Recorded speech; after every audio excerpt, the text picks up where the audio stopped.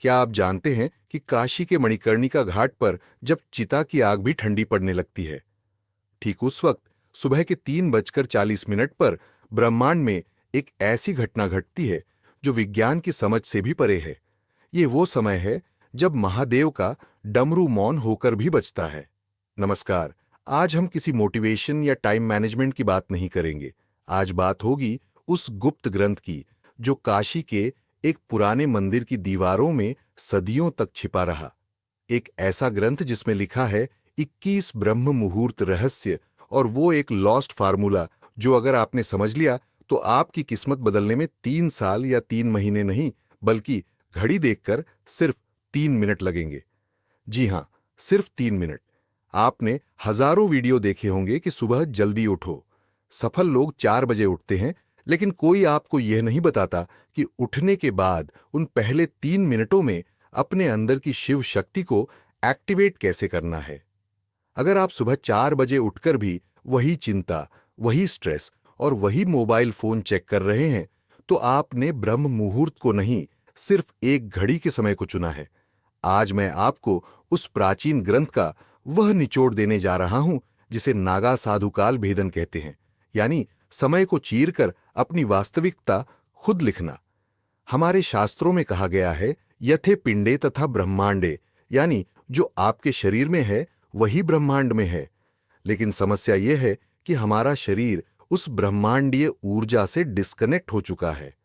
हम एक ऐसे रेडियो की तरह हो गए हैं जिसका एंटीना तो है, लेकिन सिग्नल नहीं पकड़ पा रहा। काशी का यह गुप्त सूत्र कहता है कि 24 घंटे में से केवल 48 मिनट, जी हां, 24 घंटे में से केवल 48 मिनट, जिसे हम ब्रह्म मुहूर्त कहते हैं, वह समय होता है जब ओजोन लेयर और ब्रह्मांडीय किरणें यानी कॉस्मिक रेज एक खास कोण पर होती हैं। इस समय हवा में ऑक्सीजन नहीं बल्कि प्राण बहता है। और अगर इन 21 दिनों तक जो मैं आपको बताने वाला हूं, आपने इस प्राण को उस 3 मिनट के गुप्त तरीके से अपने अंदर उतार लिया, तो यकीन मानिए आपके शब्द पत्थर की लकीर बन जाएंगे। आपकी सोची हुई बात हकीकत में बदलने लगेगी। इस रहस्य को समझने के लिए हमें सबसे पहले शिव तत्व को समझना होगा। शिव केवल एक देवता नहीं है, शिव एक फ्लो है, एक बहाव है। जब आप गहरी नींद में होते हैं तो आप उसी शिव तत्व के सबसे करीब होते हैं, लेकिन जैसे ही अलार्म बजता है आप झटके से उठते हैं और वह कनेक्शन टूट जाता है। काशी का ग्रंथ कहता है कि ब्रह्म मुहूर्त में जागना उठना नहीं है, बल्कि अवतरित होना है। जैसे गंगा शिव की जटाओं से धरती पर उतरती है, वैसे ही आपकी चेतना को नींद के लोक से जागृति के लोक में उतरना होता है, और यहीं पर वो 3 मिनट का सूत्र काम आता है। इस 21 दिन की यात्रा में हर दिन एक नया रहस्य खुलेगा, लेकिन इसकी नींव, इसका बेस उस पहले स्टेप पर है जिसे ग्रंथ में शून्य स्थिति कहा गया है। ध्यान से सुनिएगा, क्योंकि अब मैं जो बताने जा रहा हूं वह आपकी जिंदगी की दिशा मोड़ सकता है। ज्यादातर लोग सोचते हैं कि ब्रह्म मुहूर्त में उठकर पढ़ाई करनी चाहिए या काम करना चाहिए। यह सबसे बड़ी गलती है। ग्रंथ के अनुसार ब्रह्म मुहूर्त इनपुट का समय नहीं है, यह ट्यूनिंग का समय है।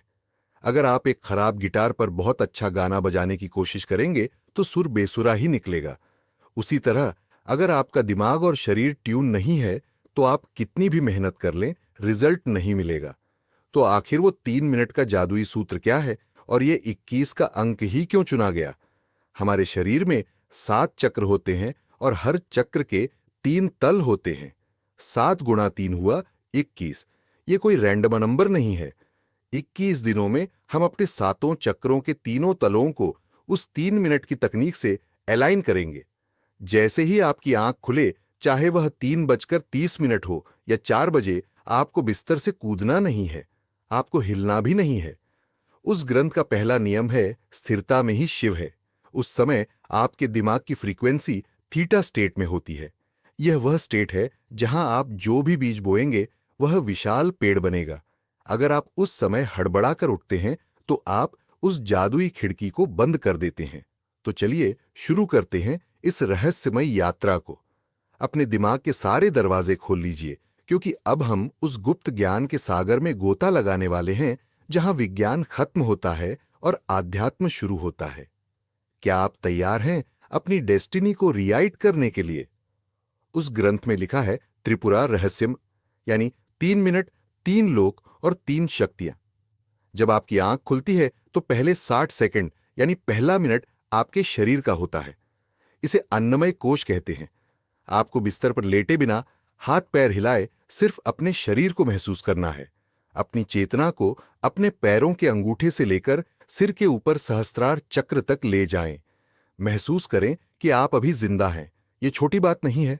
काशी में हर रोज हजारों चिताएं जलती हैं, लेकिन आज महादेव ने आपकी चिता नहीं, आपकी चेतना जगाई है।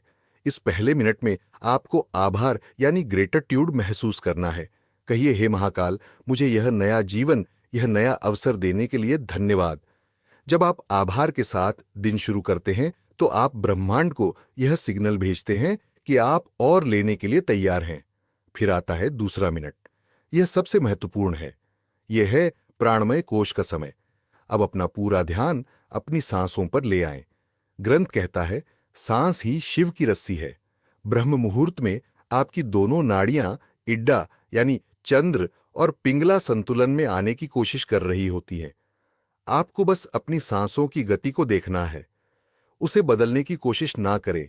बस देखें कि हवा कैसे अंदर जा रही है और कैसे बाहर आ रही है। इस दूसरे मिनट में विजुअलाइज करें कि हर सांस के साथ ब्रह्मांड की सुनहरी ऊर्जा यानी गोल्डन एनर्जी आपके अंदर भर रही है और हर बाहर जाती सांस के साथ आपके शरीर की बीमारी, सुस्ती और नकारात्मकता काले धुएं की तरह बाहर निकल रही है। यह महज कल्पना नहीं है। यह एक मानसिक क्रिया है जो आपके शरीर के सेल्स को रिप्रोग्राम करती है। इसे शिव श्वास क्रिया कहते हैं। और अब आता है तीसरा मिनट। यह है मनोमय कोश यानी मैजिक का समय। जब शरीर शांत है, सांसें लय में है, तब आपका दिमाग एक कोरे कागज जैसा होता है। इस तीसरे मिनट में आपको अपना संकल्प दोहराना है। लेकिन सावधान, यहां लोग गलती करते हैं। वह कहते हैं, मैं अमीर बनना चाहता हूं या मैं स्वस्थ होना चाहता हूं। ग्रंथ कहता है, चाहत कमी को दर्शाती है। आपको ऐसे सोचना है जैसे वह चीज पहले ही हो चुकी है। मैं शक्तिशाली हूं, मैं अपने लक्ष्य को पा चुका हूं, शिव की कृपा मेरे साथ है। इस तीसरे मिनट में उस दृश्य को अपनी बंद आंखों से देखें। अपनी सफलता को, अपनी खुशी को, उसे इतना स्पष्ट देखें जैसे आप कोई एचडी मूवी देख रहे हो। जब आप ब्रह्म मुहूर्त की शांति में थीटा स्टेट में यह बीज बोते हैं तो पूरी प्रकृति, सारे पंच तत्व उस बीज को पेड़ बनाने में जुट जाते हैं। यह है वह 3 मिनट का सूत्र। शरीर के प्रति आभार, सांसों का शुद्धिकरण, संकल्प का बीज। लेकिन दोस्तों, एक दिन करने से कुछ नहीं होगा। उस गुप्त ग्रंथ में 21 दिनों का चक्र बताया गया है और यह 21 दिन आसान नहीं होने वाले। ये आपके पुराने मैं की मृत्यु और नए मैं का जन्म है। चलिए अब समझते हैं कि इन 21 दिनों में आपके साथ क्या होगा और आपको इसे कैसे संभालना है। ग्रंथ ने इन 21 दिनों को 3 चरणों यानी फेजेस में बांटा है। 7-7 दिनों के 3 चरण। पहला चरण, दिन 1 से 7 विस्पान, डिटॉक्सिफिकेशन।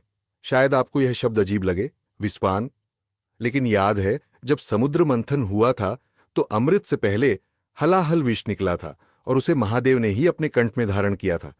जब आप कल सुबह से यह 3 मिनट की तकनीक शुरू करेंगे तो शुरुआती 7 दिन आपके लिए बहुत मुश्किल होंगे। आपका शरीर विद्रोह करेगा, आपको नींद ज्यादा आएगी, सिर भारी लगेगा, पुराने दबे हुए इमोशंस बाहर आएंगे। आपको लगेगा कि यार ये सब छोड़कर सो जाते हैं। यही वह जहर है जो आपके अंदर बरसों से जमा था। ये आलस्य, ये प्रोक्रास्टिनेशन, ये डर, ये सब बाहर निकलेगा। काशी का सूत्र कहता है, जो तपता है वही निखरता है। इन 7 दिनों में आपको पीछे नहीं हटना है। आपको नीलकंठ बनना है। उस तकलीफ को, उस नींद के झोंके को बस देखना है, उसे अपने ऊपर हावी नहीं होने देना। इस दौरान एक विशेष नियम का पालन करें। सुबह उठते ही अगले 1 घंटे तक मोबाइल स्क्रीन को नहीं देखना है। अगर आपने इन 7 दिनों में मोबाइल की नीली रोशनी अपनी आंखों में डाल ली तो समझिए आपने अपने पीनियल ग्लैंड को अंधा कर दिया। यह वह समय है जब आपका तीसरा नेत्र सक्रिय होने की कोशिश कर रहा है। उसे अंधेरा चाहिए, मोबाइल की लाइट नहीं। इन 7 दिनों में खूब पानी पिए। क्योंकि आपका शरीर अपनी गंदगी बाहर निकाल रहा होगा। अगर आप इन 7 दिनों के संघर्ष को पार कर गए तो समझ लीजिए आपने अपनी पुरानी आदतों की कमर तोड़ दी है। दूसरा चरण, दिन 8 से 14 और दृष्टि यानी ऑब्जर्वेशन। जब शरीर थोड़ा शांत हो जाएगा तब 8वें दिन से खेल दिमाग का शुरू होगा। और का अर्थ है जो घौर नहीं है, यानी जो सरल है, जिसमें कोई भेदभाव नहीं। इन दिनों में आपको अचानक बहुत सारे आइडियाज आएंगे। कभी कभी बहुत पुरानी बुरी यादें भी सताएंगी। ग्रंथ कहता है विचारों को पकड़ो मत, उन्हें बहने दो। जैसे गंगा के घाट पर बैठकर आप पानी को बहते हुए देखते हैं, वैसे ही ब्रह्म मुहूर्त में उन 3 मिनटों के बाद चुपचाप बैठकर अपने विचारों को देखें। इस फेल में आपको एक अजीब सी शांति महसूस होने लगेगी। आपको लगेगा कि आप अपने शरीर से अलग हैं। यही वह समय है जब आपकी फ्रीक्वेंसी बदलना शुरू होती है। आप नोट करेंगे कि जिन चीजों पर आपको पहले गुस्सा आता था, अब वह आपको बेकार लगेंगी। आप छोटी मोटी बहसों में पड़ना बंद कर देंगे। क्यों? क्योंकि अब आपकी ऊर्जा मूलाधार चक्र से ऊपर उठकर हृदय चक्र की तरफ बढ़ रही है।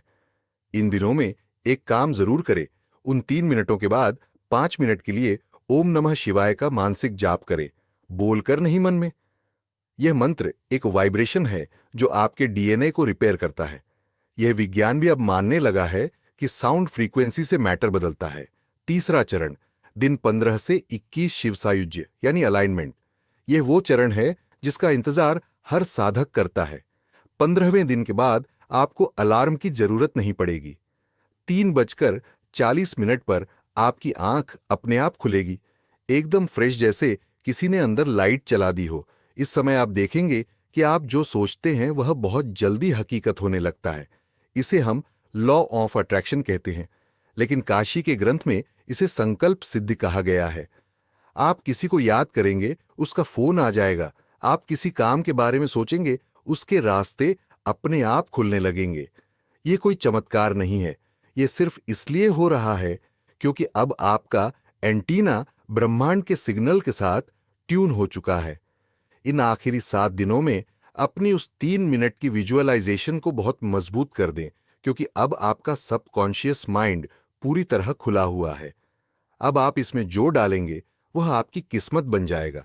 लेकिन दोस्तों, ये सफर 21वें दिन पर खत्म नहीं होता।